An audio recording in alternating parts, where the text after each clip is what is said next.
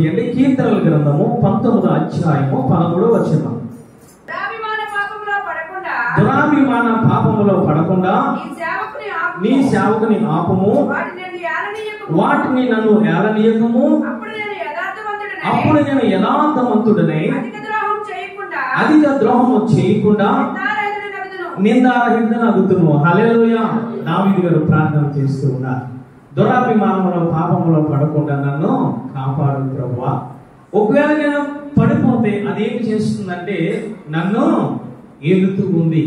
కాబట్టి నన్ను దురాభిమాన పాపములోంచి నన్ను పైకి లేవనెత్తయ్యా, ఆ పాపము నా దగ్గరికి రాకుండా నువ్వు కాపాడు ప్రభువా అని ఆయన ప్రార్థన చేస్తూ ఉన్నారు. ఒకవేళ దురాభిమాన పాపములో పడిపోతే ఏమి జరుగుతుంది అని అంటే ఆయన క్రింద రాస్తూ ఉన్నారు, యథార్థత నేను కోల్పోతా, రెండవదిగా అధిక ద్రోహము నేను చేస్తా, మూడవదిగా అంటూ ఉన్నారు ఆయన నేను నింద కలిగి ఉంటానని మాట్లాడుతూ ఉన్నారు. అంటే నేను యథార్థమైన పౌలుగా మార్గ ముందు సౌలుగా ఉన్నారు.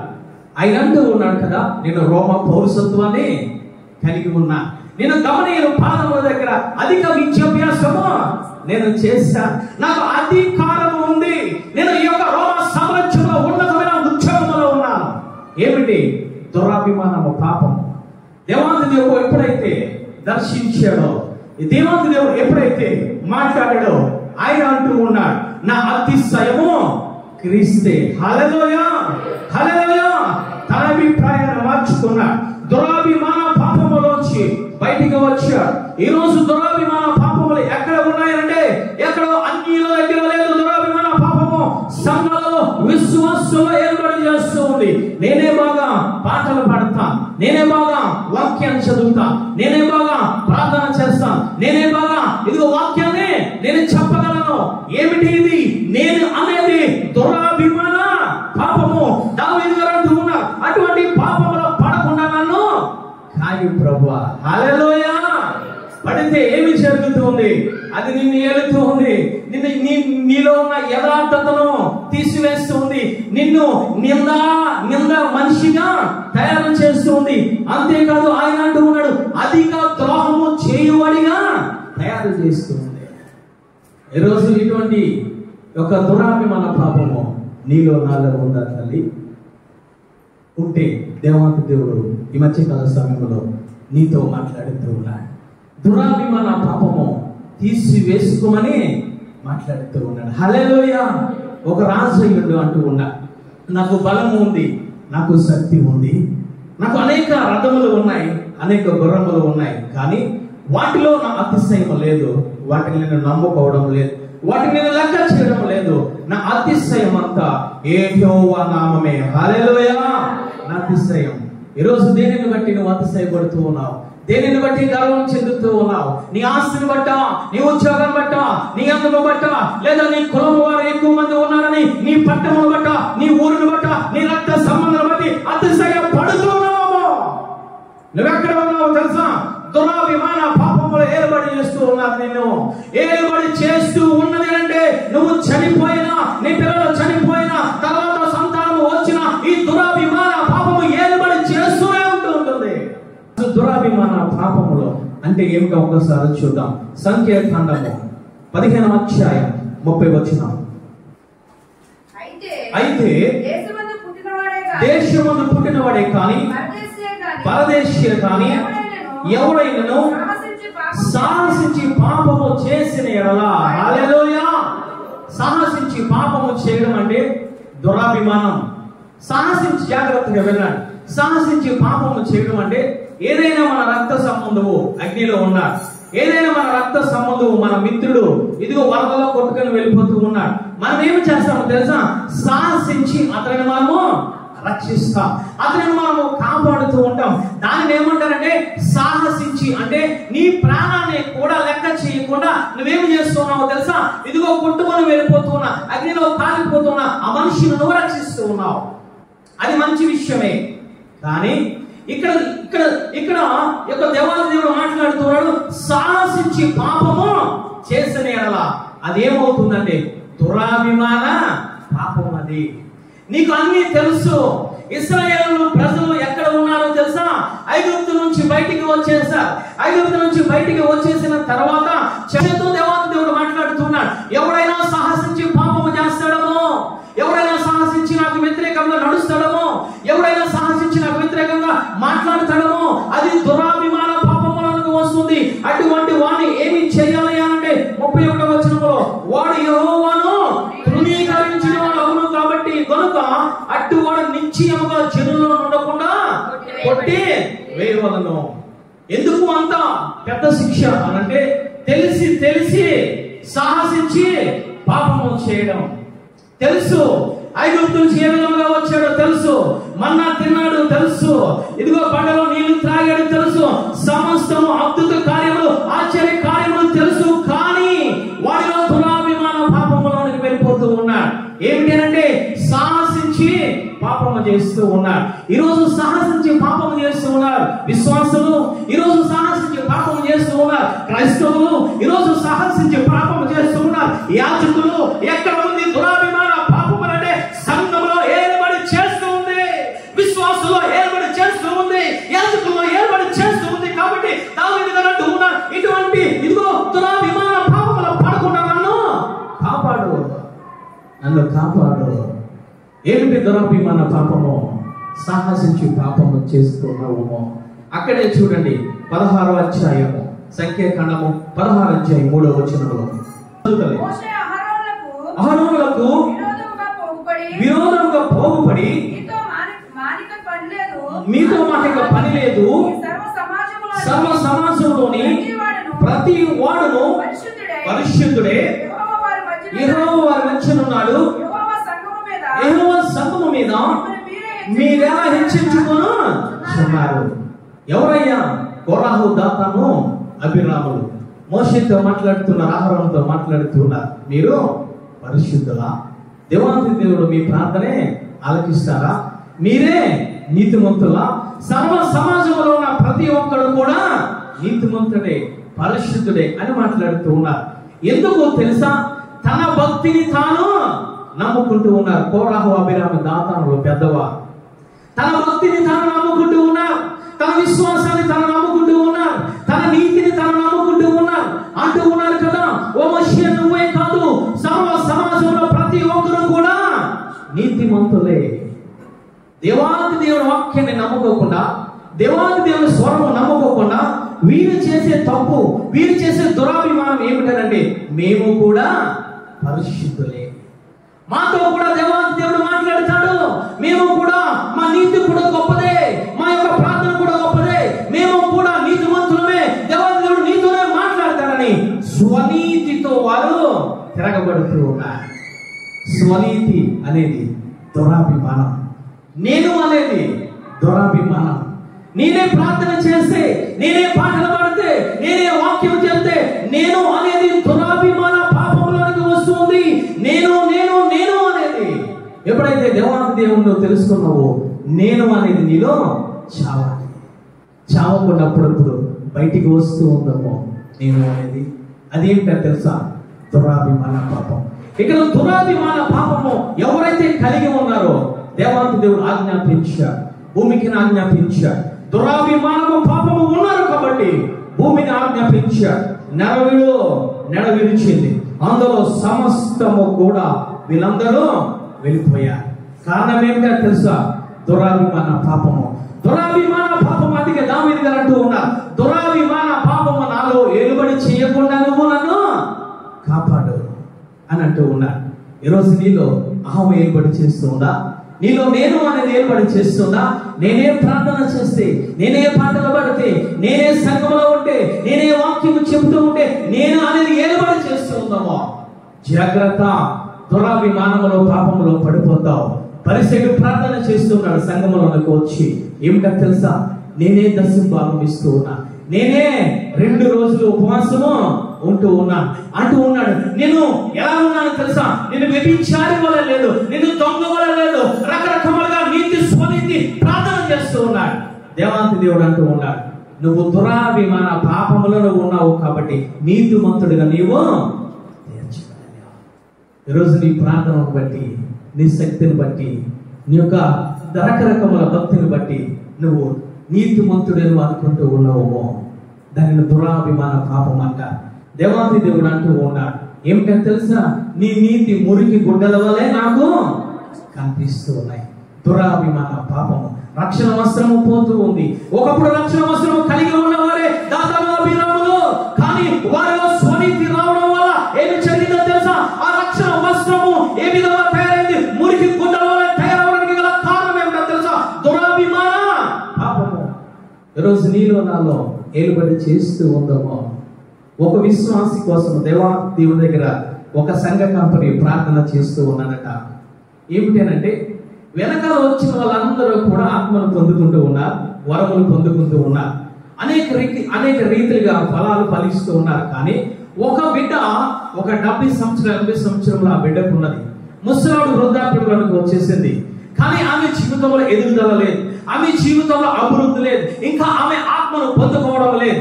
దేవాది దేవుడి దగ్గర యాజకుడు ప్రార్థన చేస్తూ ఉన్నాడట. ప్రార్థన చేస్తూ ఉంటే ఆమె కోసం దేవాది దేవుడు దర్శన రూపంలో దర్శనమిచ్చాడు.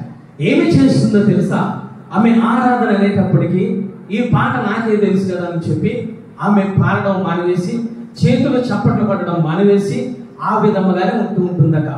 రెండవదిగా అయ్యగారు వాక్యములోకి వెళ్ళేటప్పుడు, ఈ వాక్యం నాకే తెలుసు కదా, ఎన్నో సంవత్సరాల నుంచి నేను వింటూ ఉన్నాను, నేను రక్షింపబడిన కానుంచి వింటూ ఉన్నానని చెప్పి ఆ బైబిల్ మూత వేసి జిప్పి వేసి అలా ఉంటుందట. ప్రార్థన అనేసరికి చేతులు ఎత్తకుండా, ప్రార్థన అనేసరికి నోరు తెరవకుండా, ఈ ప్రార్థన ఎప్పుడూ కూడా చేసేది కదా అని చెప్పి తన యొక్క జీవితాన్ని ఆ విధంగా గడుపుకుంటా వస్తుందట.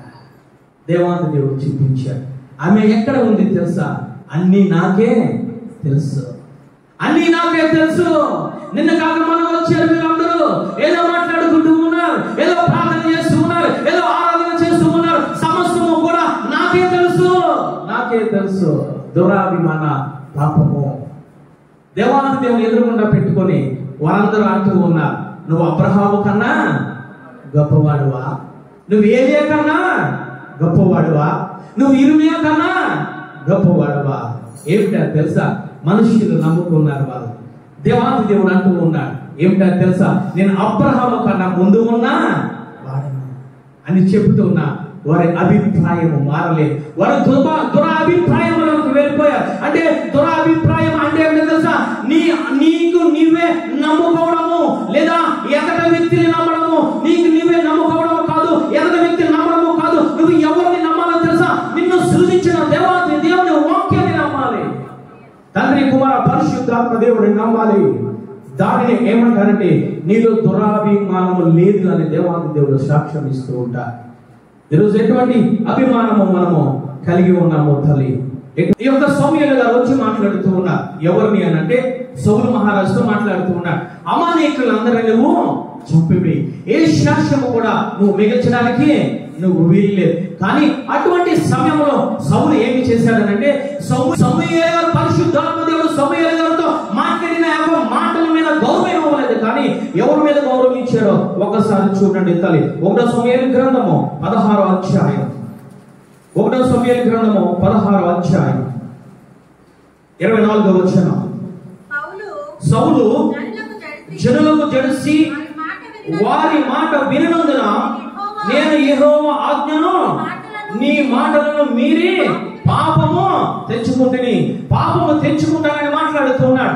దేవుని తెలుసుకున్నాడు, ఆత్మను పొందుకున్నాడు, ఆత్మను పొందుకొని కూడా పాపము చేశాడు, సాహసించి పాపము చేశాడు. ఎందుకయ్యా నువ్వు ఆ విధముగా పాపము చేశావంటే, ఆ సౌలు మహారాజు సమాధానం ఏమిటో తెలుసా, సౌలు జనులకు జడిసి వారి మాటలు విన్నాడు, వినినందున ఏమి చేశాడు, పాపము చేశాడు. అంటే ఆజ్ఞను అతిక్రమించాడు. అంటే దేవాది దేవుని మాటకు ప్రాధాన్యత ఇవ్వకుండా, దేవాది దేవుని స్వరములకు ప్రాధాన్యత ఇవ్వకుండా, సమూయేలు మాటకు ప్రాధాన్యత ఇవ్వకుండా, యాజకుని మాటకు ప్రాధాన్యత ఇవ్వకుండా ఎవరికి ఇచ్చారో తెలుసా, ప్రజలకు జడిసి అంటూ ఉన్నాడు. నేను ఈ ప్రజలకు జడిసి, ఈ లోకములకు జడిసి, ఈ లోకములో ఉన్న జనులకు జడిసి నేనేమి చేశానంటే, నేను దేవాది దేవునికి వ్యతిరేకంగా నేను పాపము చేశాను. ఏమిటి ఈ పాపం అనంటే, దురాభిమాన పాపము. ఎందుకు ఆ విధముగా చేశాడు అనంటే, సింహాసనము పోతూ ఉందని. ఆ సింహాసనం నుంచి కిందకి దిగిపోతాడు. మనుషులు మాట వినకుండా ఉంటే, మనుషుల మాట వినకుండా లెక్క చేయకుండా ఉంటే నా సింహాసనం నుంచి ఈ జనులను దింపేస్తారని చెప్పి జనులు మాట విన్నారు. దేవాంతి దేవుడు మాట్లాడుతూ ఉన్నాడు. అక్కడ చూడండి 26వ వచనం చదవండి తల్లి. అందుకు సమూయేలు, నీతో కూడా నేను తిరిగి రాను, విసర్జించు గనుక ఇశ్రాయేలు రాజుగా ఉండకుండా యెహోవా నిన్ను విసర్జించాడు. ఎందుకు ఈ కఠినమైన శిక్ష అంటే సాహసించి పాపము చేశా, తెలిసి పాపము చేశా. ఈరోజు నువ్వు కూడా తెలిసి పాపము చేస్తూ ఉన్నావేమో, అన్ని ఆచారాలు ఆచరిస్తూ ఉన్నావేమో, మనుషులను లెక్క చేస్తూ ఉన్నావేమో. మనుషులు వచ్చి నీతో మాట్లాడుతూ ఉంటారు, రకరకాల లోక సంప్రదాయాలు, రకరకాల లోక ఆచారాలు ఆచరించాలని చెప్పి జనులు నీ దగ్గరికి వచ్చి నువ్వు వారి మాట విన్నట్లయితే నువ్వేమి చేస్తున్నావో తెలుసా? నువ్వు సాహసించి పాపము చేస్తావు.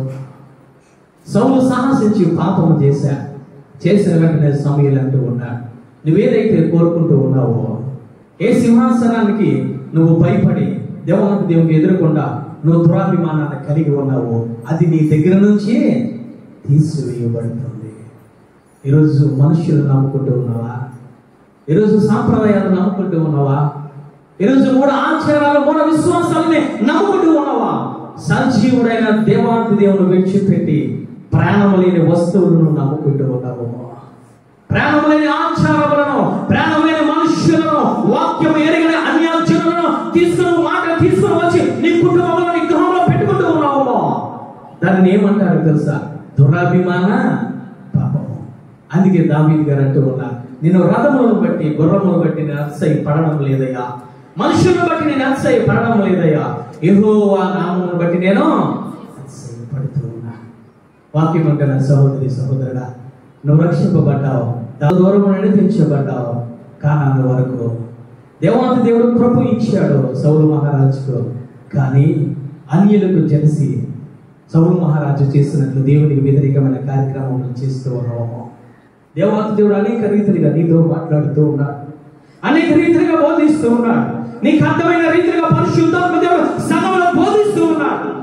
కానీ దేవాంతి దేవుడు వాక్యాన్ని పక్కన పెట్టి, పరిశుద్ధాత్మ మాటను పక్కన పెట్టి అన్యజనులకు నువ్వు ప్రాధాన్యత ఇస్తే నువ్వేది కోరుకుంటూ ఉన్నావు నీ జీవితంలో దేవాంతి దేవుడు అది తీసివేస్తాడు. కారణం ఏంటో తెలుసా? సాహసించి పాపము చేస్తున్నావు. దానిని దురాభిమాన పాపము. దావీదు గారు అంటూ ఉన్నారు, అయ్యా దురాభిమాన పాపములను నన్ను పడకుండా నీవు కాపాడు ప్రభువా. ఆ విధంగా దురాభిమాన పాపములను పడిపోతే నా యథార్థత నేను కోల్పోతా, నేను అధిక ద్రోహం చేసిన వాడని అయిపోతా, నాలో నింద వచ్చేస్తుంది. కాబట్టి అటువంటి దురాభిమాన పాపములో పడకుండా, అది నన్ను ఏలకుండా నన్ను కాపాడు ప్రభు అని ప్రార్థన చేస్తూ ఉన్నాను. ఈరోజు నేను ఏలుబడి చేస్తూ ఉందా దురాభిమాన పాపము? మనుషులు ఏలుబడి చేస్తూ ఉన్నారా నిన్ను? ఈరోజు ఈ లోకంలో ఉన్న ఆ మూఢనమ్మకాలు ఏలుబడి చేస్తూ ఉన్నాయి నిన్ను. జాగ్రత్త, దురాభిమాన పాపములు పడిపోతే నువ్వేదైతే కోరుకుంటూ ఉన్నావో అది నీకు దక్కదని ఆయన మాట్లాడుతూ ఉన్నాడు.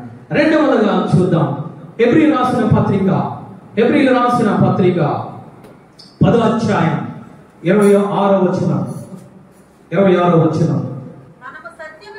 మనము సత్యమును గూర్చి అనుభవ జ్ఞానము పొందిన తర్వాత బుద్ధి పూర్వకంగా పాపము చేసిన యెడల పాపమునకు బలిగా ఉండదు, కానీ న్యాయ తీర్పునకును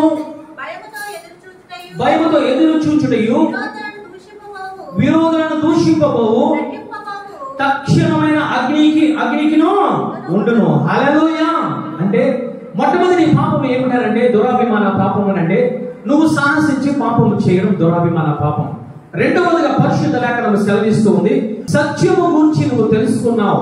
దేవాది దేవుడు ఎందుకు ఈ భూమి మీదకు వచ్చాడో, ఎందుకు సిలువ వేయబడ్డాడో, ఆ రక్తముతో నిన్ను కడగబడ్డాడో, ఎందుకు ఆయన ఆకాశము మీదకి వెళ్ళిపోయాడు, ఆయన రాజ్యం మీదకి వెళ్ళిపోయాడో, మళ్ళా ఏ విధంగా రెండవ రాకడలో ఆయన వస్తూ ఉన్నాడో, వచ్చిన తర్వాత ఏమి చెందుతుందో సమస్త సత్యము నీకు తెలుసు, సమస్తము నీకు తెలుసు. ఎవరో అన్యులకు కాదు దురాభిమాన పాపము సంఘములో, విశ్వాసంలో, యాజకుల్లోనే ఏలుబడి చేస్తుంది. అంటే సమస్త సత్యము ఎరిగిన వారిలో ఏలుబడి చేస్తుంది దురాభిమాన పాపము. అందుకే అంటూ ఉన్నారు, మనము సత్యమును గురించి అనుభవ జ్ఞానము పొందిన తర్వాత బుద్ధి బుద్ధిపూర్వకముగా పాపము చేస్తే. అంటే దేవాది దేవుడు ఆశ్చర్య కార్యాలు, అద్భుత కార్యాలు సమస్తము నీకు తెలుసు.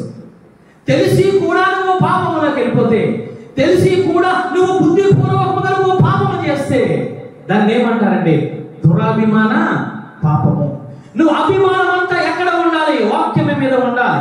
అభిమానం అంతా ప్రార్థన మీద ఉండాలి. అభిమానం అంతా పరిశుద్ధాత్మ దేవుని మీద ఉండాలి. అంటే నీ అభిమానం అంతా మంచి విషయాల మీద ఉండాలి. కానీ నీ అభిమానం అంతా, నీ బుద్ధి అంతా ఈ పాపం మీద ఉంటే, ఈ లోకం మీద ఉంటే, ఈ శరీరాస నేత్రాస జీవము డబ్బు మీద ఉంటే దానిని అంటూ ఉన్నారు దురాభిమాన పాపము. ఏ విధంగా చేస్తామో తెలుసా? బుద్ధి పూర్వకముగానే చేస్తావు.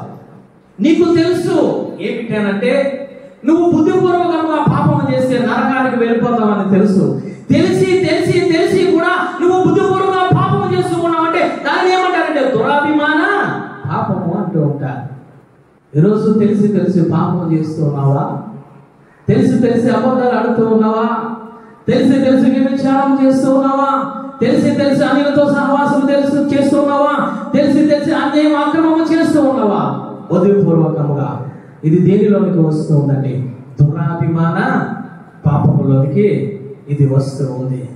చూడండి జాగ్రత్తగా మనం ఆలోచించినట్లయితే, ఎవరయ్యా అనంటే ఆకాను నుంచి విడిపించబడ్డ. ఇంకా కొన్ని దినాలలో కనుచూపు మేర కానాను ఉంది. ఆ కానాను దేశంలోకి వెళ్ళిపోవాలి. అటువంటి సమయంలో ఎరుకో పట్టణం అటు వచ్చింది. యెహోషువ మాట్లాడుతూ ఉన్నాడు. ఏమనంటే వారితో శబ్దం చేయిస్తూ ఉన్నాడు. ఎరుకో పట్టణంలో దేనిని మీరు ముట్టకండి, అది తీసుకోకండి, అది గృహంలో పెట్టుకోకండి.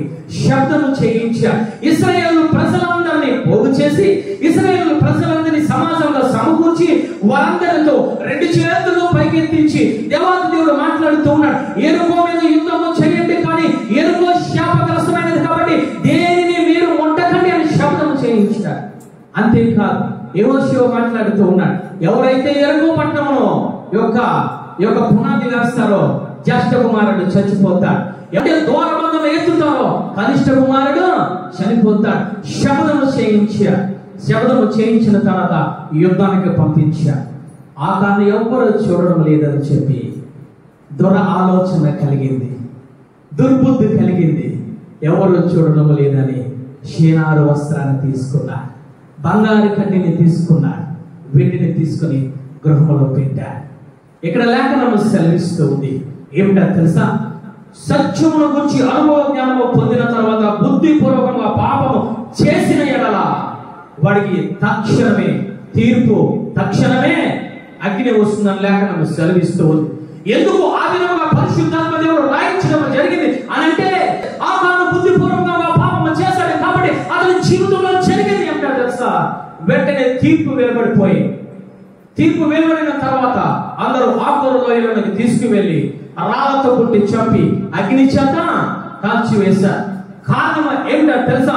సత్యమును గురించి తెలిసిన తర్వాత నువ్వు బుద్ధిపూర్వకంగా సాహసించి పాపము చేస్తే నీ ఎదురుకుంటూ ఉన్నది తీర్పు, నీ ఎదురుకుంటూ ఉన్నది అగ్ని, నీ ఎదురుకుంటూ ఉన్నది మరణము.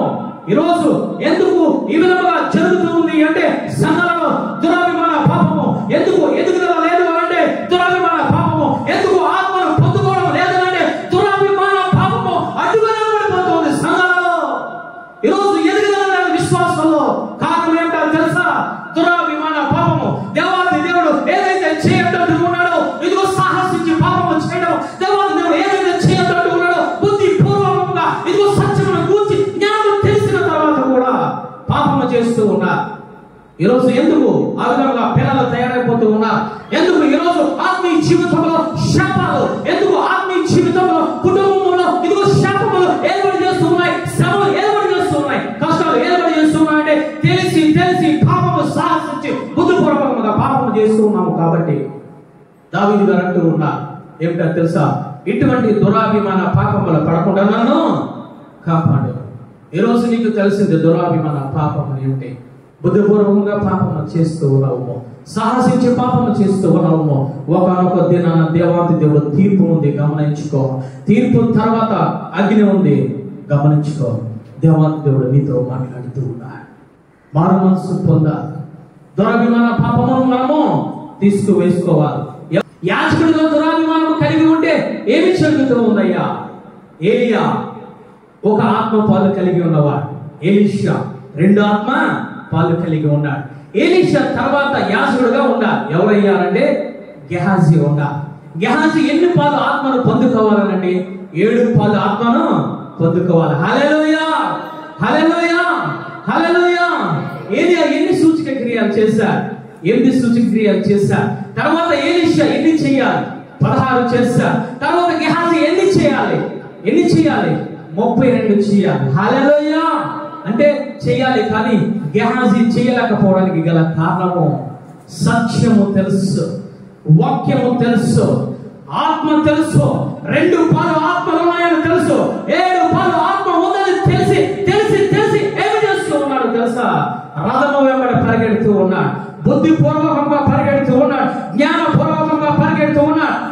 దేవుని మాట లెక్క చేయకుండా, యాజకుల మాట లెక్క చేయకుండా పరిగెడుతూ ఉన్నాడు. అశాపకరమైన ధనము కోసము, ఆ సిరియా సైన్య ధనము కోసము పరిగెడుతూ ఉన్నాడు. తీసుకుని వచ్చి ఇంటిలో పెట్టుకున్నాడు. ఎలీషా మాట్లాడుతూ ఉన్నాడు, ఏదైతే అతను స్వస్థత పొంది విడిచిపెట్టాడు ఆ శాపము నీ గృహంలో ఏలుబడి చేస్తాడు. కుష్టి కలిగి ఉన్నాడు. గల కారణం ఏమిటో తెలుసా? దురాభిమాన పాపము. దురాభిమాన పాపము విశ్వాసి చేసిన శిక్ష తప్పదు. దురాభిమాన పాపము యాజకుడు చేసిన శిక్ష తప్పదు. అందుకే దేవాది దేవుడు మాట్లాడుతూ ఉన్నాడు, ఎన్నిసార్లు గద్దించినా లోబడిన వాడు హఠాత్తుగా మరణిస్తాడు. కారణం ఏమిటో తెలుసా? దురాభిమాన పాపము. ఎన్ని వాక్యాలు విన్నా, సత్యము గురించి తెలుసుకున్నా, అయ్యో నేను పాపము చేస్తే నా కుటుంబం శిపింపబడుతుంది, నేను పాపము చేస్తే నేను నా కన్నడలు వెళ్ళిపోతాను, నేను పాపము చేస్తే నా కుటుంబంలో మేలులు రావు, ఆశీర్వాదాలు రావాలని చెప్పి నీకు తెలిసిన బుద్ధిపూర్వకంగా నువ్వు పాపం చేస్తూ ఉంటే ఆయన అంటూ ఉన్నాడు, ఏమి జరుగుతుందో తెలుసా? చనిపోతారు ఆత్మీయంగా. మొట్టమొదటిగా ఆత్మీయంగా చనిపోతారు. ఈరోజు కుటుంబంలో బిడ్డలు చనిపోవడానికి, ఆత్మీయంగా చనిపోవడానికి, సంఘానికి రాకపోవడానికి, ఆశీర్వాదాలు పొందుకోలేకపోవడానికి గల కారణం ఏమిటో తెలుసా? నువ్వు చేసిన బుద్ధిపూర్వకమైన పాపము, నువ్వు చేసిన సాహసించే పాపము, నువ్వు చేసిన అనుభవ జ్ఞానము తెలిసి కూడా దేవాది దేవుని పక్కన పెట్టి, ఆజ్ఞను పక్కన పెట్టి పాపము చేయడం వల్ల జరిగేది ఏమిటో తెలుసా? శాపం వెంబడిస్తుంది. జాగ్రత్త. అందుకే దావీదు గారు అంటూ ఉన్నారు, అయ్యా కొందరు గుర్రములను బట్టి రథములను బట్టి అసహ్యపడతారు, కానీ నేను నీ నామమును బట్టి నేను అసహ్యపడుతున్నా. ఈరోజు ఎటువంటి ఒక దురాభిమానాన్ని కలిగి ఉన్నావు? ఒక గెహాజీ వలె దురాభిమానాన్ని కలిగి ఉన్నావా? తెలిసి తెలిసి పాపము చేస్తూ ఉన్నావా? ఆత్మను పొందుకోవాలి, ఈరోజు పొందుకోలేకపోతూ ఉన్నాం. ఆత్మలు ఫలించాలి, ఫలించలేకపోతూ ఉన్నాం. వరాలతో నింపబడాలి. కారణం ఏమిటో తెలుసా? ఎక్కడో దురాభిమాన పాపము ఏర్పడి చేస్తుంది. ఆకాను వలె ఆ యొక్క ఎరుగు కోటగొడలో ఉన్న ఆ యొక్క శపింపబడిన ధనాన్ని తీసుకొచ్చి నీ గృహంలో పెట్టుకుంటూ ఉన్నావేమో, వస్త్రములకు ఎగబడుతూ ఉన్నావేమో, తిండికి ఎగబడుతూ ఉన్నావేమో. జాగ్రత్త. నువ్వు ఇవ్వవలసింది మొట్టమొదటి స్థానంలో ఎవరికి ఇవ్వాలి తెలుసా? దేవాది దేవుని వాక్యానికి ఇవ్వాలి. తండ్రి కుమార పరిశుద్ధాత్మకి ఇవ్వాలి. తండ్రి కుమార పరిశుద్ధాత్మ దేవుని ప్రక్కన పెట్టి నీ సొంత ఆలోచనలతో నువ్వు నడిస్తే దాన్ని ఏమంటారండి? దురాభిమాన పాపము అంటారు. మూడవదిగా చూద్దాం, మత్తయి సువార్త 10వ అధ్యాయం 37వ వచనం. చదువుతుంది. నాకంటే ఎక్కువగా ప్రేమించువాడు నాకు పాత్రుడు కాడు. కుమారుడైనను కుమార్తెనైనను నాకంటే ఎక్కువగా ప్రేమించువాడు నాకు పాత్రుడు కాడు. అంటే దేవాది దేవుని వాక్యానికి మొదటి స్థానం ఇవ్వకుండా, సంఘానికి మొదటి స్థానం ఇవ్వకుండా, దేవాది దేవుని యొక్క ఆత్మకు మొదటి స్థానం ఇవ్వకుండా, నీ కుటుంబ సభ్యులకి కానీ, నీ ఇరుగు పొరుగు వారికి కానీ, నీ రక్త సంబంధులకు కానీ నువ్వు మొదటి స్థానాన్ని ఇస్తే ఈయనంటూ ఉన్నారు, అది దురాభిమాన పాపం అని మాట్లాడుతూ ఉన్నా. ఈరోజు దేనికి నువ్వు ఎక్కువ ప్రాధాన్యత ఇస్తూ ఉన్నావు? దేవాది దేవుని కంటే ఎక్కువగా నీ కుమారులను ప్రేమిస్తూ ఉన్నావా? లేక పుట్టాడు ఇడు వంశోద్ధారకుడు అని చెప్పి వాక్యాన్ని పక్కన పెట్టి వాడితో ఆడుకుంటూ ఉన్నావా? వాడిని పూజిస్తూ ఉన్నావా? లేదా నాకు తల్లే ముఖ్యము, నాకు తండ్రే ముఖ్యము అని చెప్పి దేవాది దేవుని వాక్యాన్ని పక్కన పెట్టి నీ తల్లిని, నీ తండ్రిని నువ్వు పూజిస్తూ ఉన్నావా? దాన్ని ఏమంటారు తెలుసా? దురాభిమాన పాపము. దేవాది దేవుడు మాట్లాడుతూ ఉన్నాడు. ఏమిటో తెలుసా? మొట్టమొదట ముఖ్యమైన ఆజ్ఞ ఏదనగా పూర్ణ ఆత్మతో, పూర్ణ మనస్సుతో, పూర్ణ హృదయముతో నన్ను మీరు ప్రేమించారు. నా తర్వాత మీరు మీ ఇరుగు పొరుగు వారిని ప్రేమించారు. అంటే నీ యొక్క రక్త సంబంధుల కన్నా, నీ యొక్క ఇరుగు పొరుగు వారి కన్నా, నీ కడుపులో పుట్టిన బిడ్డల కన్నా నువ్వు దేవాది దేవుని ఎక్కువగా ప్రేమించకుండా వీరిని ప్రేమిస్తే ఆయన అంటూ ఉన్నారు దురాభిమాన పాపము. దురాభిమాన పాపం కింద వస్తూ ఉంది. ఆదికాండం 22వ అధ్యాయం అబ్రహాము గారు దేవాది దేవుడు స్పష్టంగా మాట్లాడుతూ ఉన్నాడు. ఆయనను పరిశీలిస్తూ ఉన్నాడు. అబ్రహాములో దురాభిమానం పాపము ఉందా లేదో అని ఆయన పరిశోధిస్తూ ఉన్నాడు. 22వ అధ్యాయం 2వ వచనం చదవండి. నీకు ఒక్కడైన నీ కుమారుని అనగా నీవు ప్రేమించి ఇష్షాకును తీసుకుని మోరియా దేశమునకు వెళ్ళి అక్కడ నీతో చెప్పబోవు పర్వతములలో ఒకదాని మీద దహనబలిగా అతన్ని అర్పించమని చెప్పాను. అక్కడ జాగ్రత్తగా పరిశీలించినట్లయితే పరిశుద్ధాత్మ దేవుడు అంటూ ఉన్నాడు నీకు ఒక్క కాడయున్న కుమారుని. రెండవదిగా అంటూ ఉన్నాడు నువ్వు ప్రేమించిన కుమారుని. హల్లెలూయా. 100 సంవత్సరములో నీకు పుట్టాడే, నువ్వు అమితముగా ప్రేమిస్తూ ఉన్నావే, అమితముగా గాఢము చేస్తూ ఉన్నావే, ఇదిగో అమితముగా వాడు వెంట వెళ్తూ ఉన్నావే, వాడిని చూసి మురిసిపోతూ ఉన్నావే. ఏమి చేయాలో తెలుసా? నేను చూపించే పర్వతం మీద ఆ కుమారుని నువ్వు బలిగా అర్పించు. అబ్రహాము గారు వెంటనే అంటూ ఉన్నాడు నేను ఎక్కడికి వెళ్ళాలి, ఎప్పుడు వెళ్ళాలి, వెళ్ళిపోయాడు ఉన్నాడు. దేవాది దేవునికి బలి అర్పించడానికి సిద్ధమైపోయాడు. ఎంతని పరిశుద్ధాత్మ దేవుడు, తండ్రి కుమార పరిశుద్ధాత్మ దేవుడు అంటూ ఉన్నాడు ఓ అబ్రహామా హల్లెలూయా, నువ్వు చంపేస్తావేమో, నీలో దురాభిమాన పాపం ఏమాత్రమో లేదు.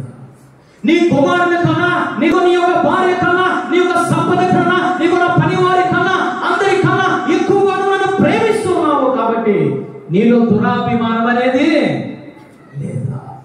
అందుకు ఏమి చేశాడు? 22వ వచనం చదవండి తల్లి. 16వ వచనం నీవు ఒక్కడయ్యున్నా నీ కుమారుని ఇయ్యక వెనుతీయక ఈ కార్యము చేసినందున నేను నిన్ను ఆశీర్వదించి ఆకాశ నక్షత్రము వలన సముద్ర తీరముల ఇసుక వలన నీ సంతానము నిత్యముగా నేను ఆశీర్వదించదను. హల్లెలూయా.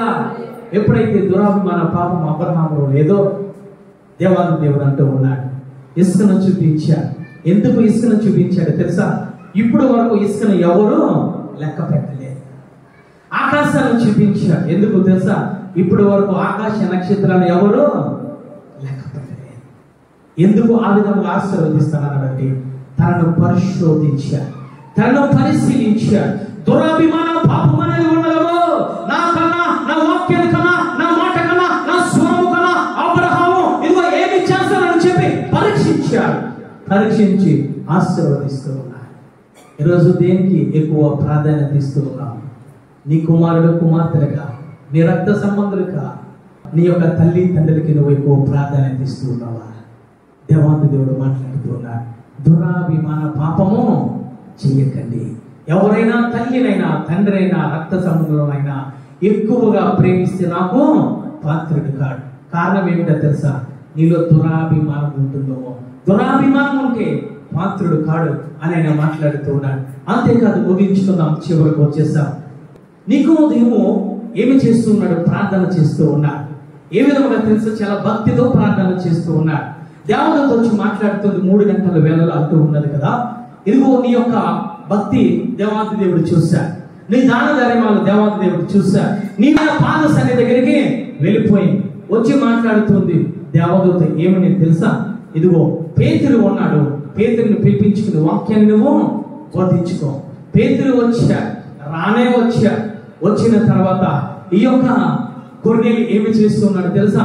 పేతురు గారి కాళ్ళ మీద పడ్డాడు. పేతురు గారి కాళ్ళ మీద పడినట్టనే పేతురు గారు మాట్లాడుతున్నాడు, నేను కూడా నీ వంటి నరుడనే, నేను కూడా నీ వంటి మనుష్యుడినే, నేను కూడా రక్త మాంసంలో కలిగిన వాడనే, నేను కూడా నీ వంటి మనుష్యుడినే. నువ్వు నా కాళ్ళ మీద పడడానికి నువ్వు వీలేదు. నువ్వు పడవలసింది ఎవరి మీద పడాలి తెలుసా? పరిశుద్ధాత్మ కాళ్ళ మీద పడాలి. తండ్రి కుమారుడు పరిశుద్ధాత్మ కాళ్ళ మీద పడాలి. వాక్యము కాళ్ళ మీద పడాలి. వాక్యము మీద నువ్వు కాళ్ళ మీద పడి ఆయన పాదముల మీద పడాలి. కానీ నా మీద పడడానికి వీలేదని చెప్పి పేతురు గారు ఒక యాజకుడు మాట్లాడుతూ ఉన్నారు. కారణం ఏమిటో తెలుసా? కొన్నేళ్ళలో దురాభిమానము పెరిగిపోయింది. దేవాది దేవునికి ఇవ్వవలసిన స్థానం ఇవ్వలేదు. దేవాది దేవుని వాక్యానికి ఇవ్వవలసిన స్థానం ఇవ్వలేదు. దేవాది దేవుని తండ్రి కుమార పరిశుద్ధాత్మ దేవునికి స్థానం ఇవ్వకుండా ఏమి చేస్తూ ఉన్నాడు తెలుసా? యాజకుడు పాదముల మీద పడుతూ ఉన్నాడు. యాజకుడు మాట్లాడుతూ ఉన్నాడు, నువ్వు దురాభిమానం కలిగి ఉంటూ ఉన్నావు. ఇదిగో నా పాదముల మీద పడకూడదు, కానీ నువ్వు పాదములు పడవలసింది ఎవరి మీద తెలుసా? యేసయ్య పాదముల మీద నువ్వు పడాలి. ఈరోజు ఎవరు పాదముల మీద మనం పడుతూ ఉన్నాం? స్వస్థతలు చేశారు, ఆశ్చర్యకారాలు చేశారు, దురాత్మలు వెళ్ళగొట్టారని చెప్పి యాజకుల మీద కాళ్ళ మీద నువ్వు పడుతున్నావు. నీలో ఏమి ఏర్పడుతుందో తెలుసా? దురాభిమాన పాపము ఏర్పడుతుంది. యాజకుల్ని గౌరవించడం నేను అనడం లేదు, యాజకుల్ని ప్రేమించవద్దు నేను అనడం లేదు, యాజకుల్ని అభిమానించవద్దు అని నేను అనడం లేదు. కానీ యాజకుల్ని ప్రేమించడం కన్నా, యాజకుల్ని అభిమానించడం కన్నా, యాజకుల్ని ఇదిగో గౌరవించడం కన్నా నీ కోసము ప్రధాన యాజకుడు ఒక ఆయన ఉన్నాడు. హల్లెలూయా! ఆయనే షాలేము రాజు. నీ కోసం ఆయన భూమి మీదకు వచ్చి నీ కోసము ప్రాణము అర్పించి మళ్ళా రెండవ రాకడలో ఆయనను తీసుకువెళ్ళిపోవడానికి ఒక ప్రధాన యాజకుడు ఉన్నాడు. ఆయన కాళ్ళ మీద పడాలి. ఈయన కొర్నేలి ఆ యొక్క యాజకుడు కాళ్ళ మీద పడుతూ ఉన్నాడు. ఈరోజు సంఘాలలో యాజకులు దేవుళ్ళు అయిపోయారు, యాజకురాలే దేవుళ్ళు అయిపోయారు, యాజకుల కుటుంబమే దేవుళ్ళగా కొలుస్తూ ఉన్నారు. ఈ లోకంలో దురాభిమానం ఎక్కడ ఉందయ్యా? సంఘాలలో ఉంది. దురాభిమానం ఎక్కడ ఉందయ్యా? యాజకులలో ఉంది. దురాభిమానం ఎక్కడ ఉందయ్యా? విశ్వాసులలో ఉంది. ఈ రోజు సంఘ విశ్వాసులు ఏ విధంగా దేవాది దేవుని మర్చిపోయి, పరిశుద్ధాత్మ దేవుని మర్చిపోయి ఎవరిని పూజిస్తున్నారు తెలుసా? మానవ మాతృని పూజిస్తూ ఉన్నారు, మేరీ మాతృని పూజిస్తూ ఉన్నారు, రకరకాల మనుషులను పూజిస్తూ ఉన్నారు. ఏమిటో తెలుసా? ఇది దురాభిమాన పాపము. దురాభిమాన పాపము. వాక్యము వింటున్న సహోదరి సహోదరుడా, దేవాది దేవుడు నీతో మాట్లాడుతూ ఉన్నాడు. ఎవరిని నువ్వు ఎక్కువగా అభిమానిస్తున్నావు, ఎవరిని నువ్వు ఎక్కువగా ప్రేమిస్తున్నావు, ఎవరిని ఎక్కువగా నువ్వు గౌరవిస్తూ ఉన్నావు? దేవాది దేవుని కంటే జాగ్రత్త. దురాభిమానంలో నువ్వు పడిపోతున్నావు. ఈరోజు దురాభిమానం కలిగి ఉన్నావా? ఈరోజు ఎటువంటి అభిమానము కలిగి ఉన్నావు? మనుషుల మీద అభిమానం, ఈరోజు కూతుర్ల మీద అభిమానం, కూతుర్ల మీద అభిమానం, కొడుకుల మీద అభిమానం, యాజకుల మీద అభిమానం. కానీ నీకోసము రక్షించి నిన్ను నీకోసము ప్రాణం పెట్టిన యేసుని నువ్వు మర్చిపోతూ ఉన్నావు. నీకోసము ఈ భూమి మీదకి వచ్చిన పరిశుద్ధాత్మ దేవుని మర్చిపోయి రకరకాల మనుషుల మీద అభిమానం కలిగి ఉంటూ ఉన్నావు. దీనిని ఏమంటారు తెలుసా? దురాభిమాన పాపం అని దేవాది దేవుడు. ఈరోజు ఏ అభిమానాన్ని నువ్వు కలిగి ఉన్నావు తల్లి?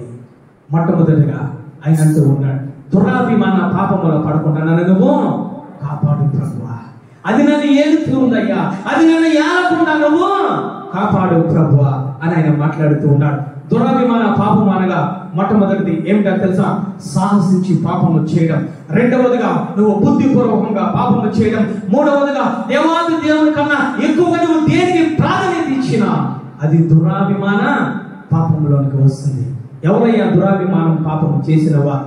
రక్షింపబడిన బిడ్డలే, రక్తదారులో కడగబడిన బిడ్డలే, సంఘ కాపరులే, యాజకులే. ఇది ఎవరు కలిగి ఉంటూ ఉన్నారే అంటే క్రైస్తవులు కలిగి ఉన్నది ఏమిటో తెలుసా? దురాభిమాన పాపము. నువ్వు వ్యభిచారము చేయవసరం లేదు, నువ్వు అబద్ధములు ఆడవసరం లేదు. కానీ దేవాది దేవుని కన్నా విలువ ఇవ్వకుండా నువ్వు దేనికి విలువ ఇచ్చినా నీ జీవితంలో అది దురాభిమాన పాపము కింద మిగిలిపోతూ ఉంది. ముగించుకుందాం. చివరగా ఏమిటయ్యానంటే రోమపత్రిక 2వ అధ్యాయం 8వ వచనము చదువుదాం. ఈ విధంగా దురాభిమానం కలిగి ఉంటే ఏమి జరుగుతూ ఉందయ్యా అని పరిశుద్ధ లేఖనము మనకు సెలవిస్తూ ఉంది. రోమపత్రిక 2వ అధ్యాయం 8వ వచనం. అయితే వేదమును పుట్టించి సత్యమునకు లోబడక దుర్నీతికి లోబడి వారి మీదకి దేవుని ఉగ్రతయు రౌద్రము వచ్చును. దుష్కార్యము చేయు ప్రతి మనుషుని ఆత్మకు మొదట యూదునికి గ్రీసు దేశస్తునికి కూడా శ్రమయు వేదనయు కలుగును. ఏమిటి ఆయన అంటే, నువ్వు సాహసించి పాపము చేస్తే, నువ్వు తర్వాత బుద్ధిపూర్వకంగా పాపము చేస్తే, దేవునికి ఇవ్వవలసిన స్థానం ఇవ్వకుండా ఉంటే అది దుర్నీతి లేదా అభిమాన పాపము. ఈ పాపము నువ్వు చేసుకుంటూ వెళ్ళిపోతే ఆయన అంటూ ఉన్నాడు ఏమిటంటే, ఉగ్రత రౌద్రము వచ్చిన. ఎవరి ఉగ్రత? దేవాది దేవుని ఉగ్రత. ఎవరి రౌద్రము? దేవాది దేవుని రౌద్రము. ఇది రాకముందు నీ జీవితంలో జరిగేది ఏమిటో తెలుసా? ఆయన అంటూ ఉన్నారు, శ్రమయు వేదనయు మొదట కలుగును. శ్రమ వేదన మొదట కలుగుతాయి.